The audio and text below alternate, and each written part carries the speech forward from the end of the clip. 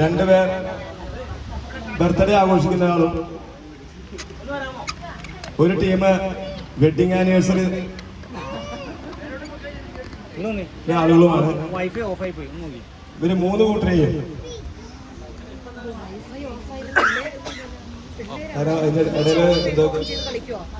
സാങ്കേതിക തകരാറ് സംഭവിച്ചിട്ടുണ്ട്.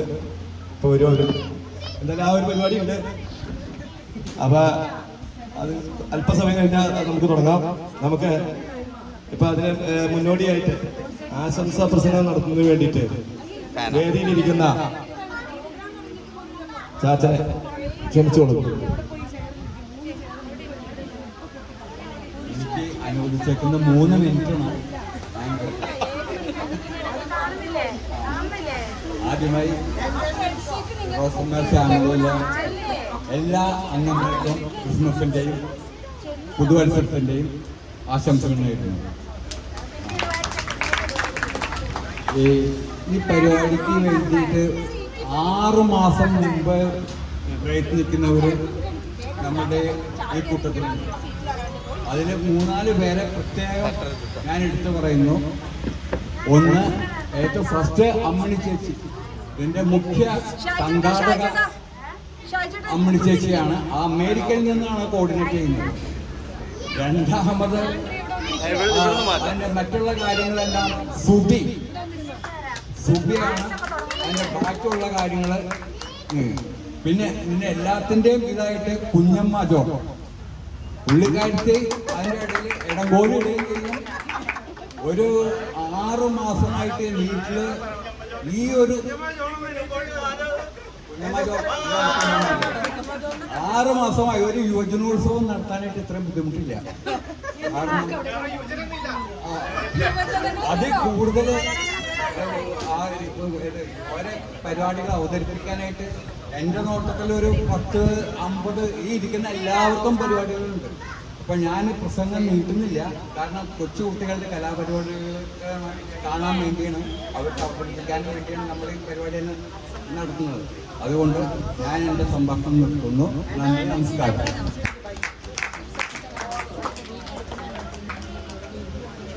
ആശംസ നേരുന്നതിനായിട്ട് റോസമ്മ അന്തോണി കുടുംബത്തിലെ ഇളയ മകൾ കുഞ്ഞാജിയെ ക്ഷണിച്ചോളൂ.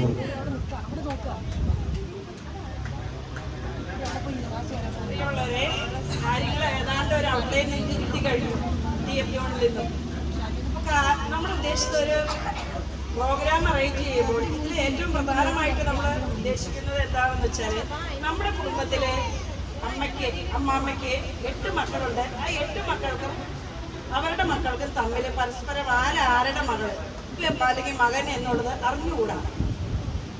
ഏറ്റവും ആദ്യം മനസ്സിൽ ചിന്തിച്ചത് അത് തന്നെയാണ്. എല്ലാവർക്കും തമ്മിൽ കാണാനും ഒന്ന് പരസ്പരം ഒന്ന് സംസാരിച്ച് ഇത് ആരുടെ എന്താന്നുള്ളത്. അങ്ങനെ വരുമ്പോൾ ഈ ഒരു കൂട്ടായ്മയ്ക്ക് ഒരു ചെറിയൊരു ഭംഗി വരുമ്പോൾ അടുത്ത പ്രാവശ്യം വിളിക്കുമ്പോൾ എനിക്ക് പോകണം എന്നൊരു ധാരണ വേണം. ആ ഒരു ചിന്തയാണ് നമ്മുടെ മനസ്സിലേക്ക് ആദ്യം ഉരുത്തിരിഞ്ഞത്. അങ്ങനെയാണ് നമ്മൾ ഈ ഒരു കാര്യത്തെക്കുറിച്ച് ആലോചിച്ചതും തീരുമാനിച്ചതും പ്രവർത്തിച്ചതും. എന്തായാലും അന്നത്തെ ആ തീരുമാനം നന്നായിരുന്നു എനിക്ക് എന്നാണ് തോന്നുന്നത്. കാരണം പിന്നീട് വന്ന വർഷം സാജു മണ്ണുത്തി ഏറ്റെടുക്കാനുണ്ടായി. പിന്നത്തെ വർഷം ബിനു ജോൺ കിഴക്കമ്പലം ഏറ്റെടുക്കാനുണ്ടായി. അടുത്ത വർഷങ്ങളിൽ നമ്മൾ ഓരോ വർഷവും നന്നായിട്ട് കൊണ്ടുപോകുമ്പോഴാണ് ഇത് മുന്നോട്ട് നന്നായിട്ട് പോകുവാൻ സാധിക്കുന്നത് എന്ന് എനിക്ക് തോന്നണേ.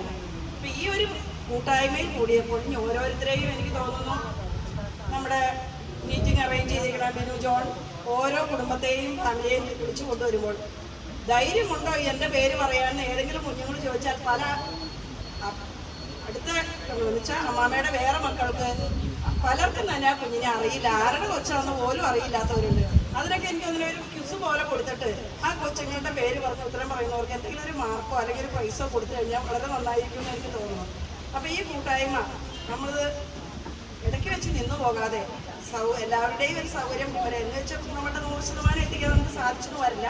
സാധിക്കുന്ന എല്ലാവരും ഇത് പങ്കെടുത്ത് എല്ലാവർക്കും ഇതൊരു ഇഷ്ടപ്പെട്ട ഒരു ചെറിയൊരു പരിപാടിയായിട്ട് മാറാൻ സാധിക്കട്ടെ എന്ന് ഞാൻ താങ്ക് യു കുഞ്ഞാറ്റി. അടുത്തത് ആശംസാ പ്രസംഗത്തിന് വേണ്ടിയിട്ട് ഈ കുടുംബത്തിലേക്ക്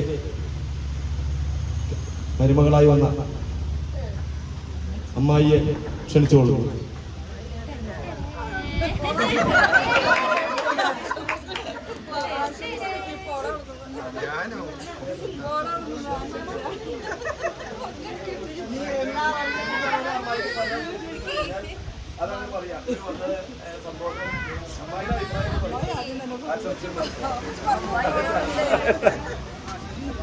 മൈക്കെടുത്ത് പിടിക്കുക.